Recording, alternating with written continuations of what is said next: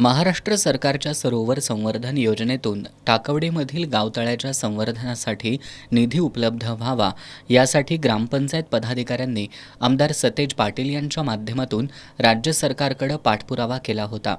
या पाठपुराव्यानंतर टाकवडे गावतळ्याच्या संवर्धनासाठी तब्बल 1,30,00,000 रुपयांचा निधी मंजूर झाला।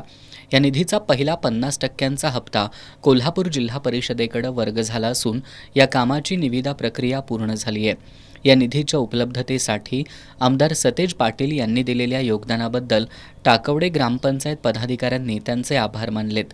यावेळी माजी सभापती अर्चना चौगुले, सरपंच सविता चौगुले, उपसरपंच अर्शद मुल्ला, अमोल चौगुले, बाळासाहेब कदम, लक्ष्मण कांबळे, किरण गुरव, अमोल पाटील, सुजाता पाटील, रेखा शिंदे, सुप्रिया हरणे, जाकिया शेख, सुष्मिता वडर, मनोज चौगुले आदी मान्यवर उपस्थित होते।